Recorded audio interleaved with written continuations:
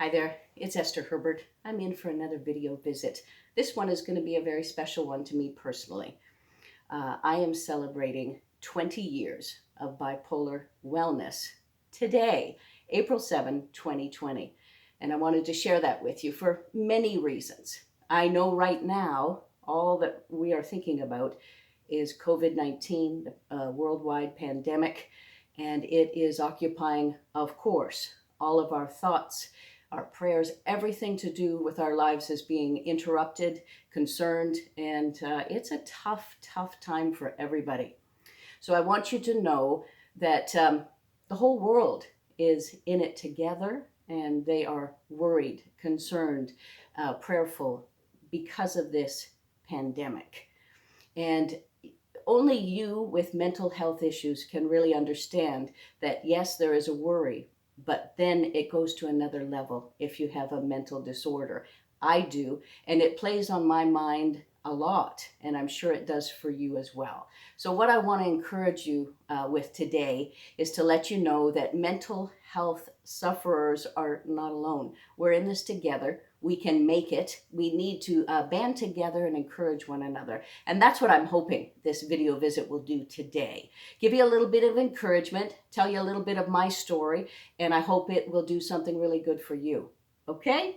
So 20 years ago, I was hospitalized for 2 weeks, outpatient for 4, and I was diagnosed with bipolar. It was, as you probably know from my videos, a long drawn out story, and it was a very scary time in my life. And after I was diagnosed and went through the programs and came home, I certainly didn't want to tell anybody about it.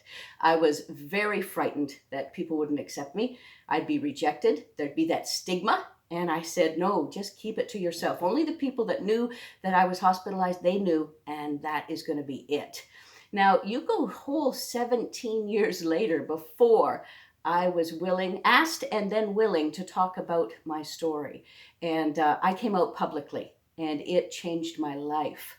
It was a very liberating experience, and I'm so glad that I'm telling my story to people.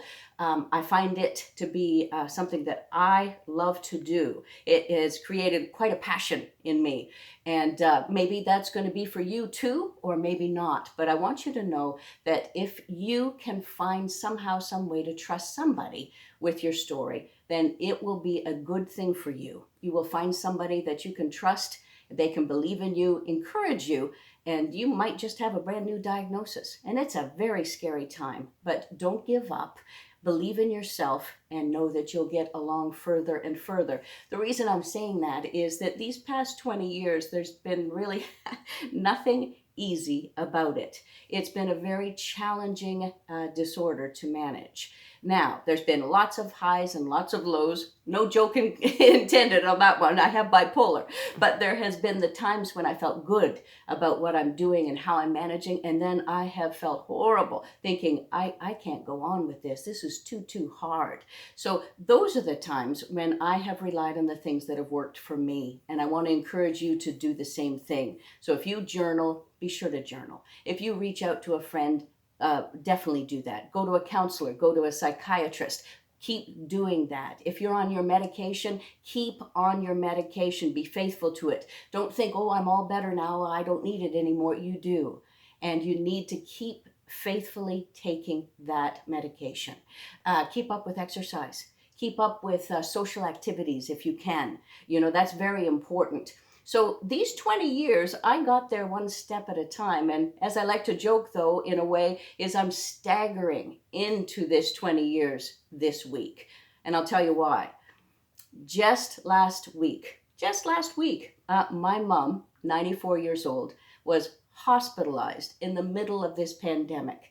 Now, talk about worry, concern, anxiety. I had it all. And I was, very out of control in that I, wanted what's best for her. I was so worried about her. I didn't want her to go. I thought, how awful. So the paramedics talked me into having her go. And so I felt, okay, that's something I've decided. My brothers are far away, distance-wise, and that decision laid on my shoulders. And it was tough.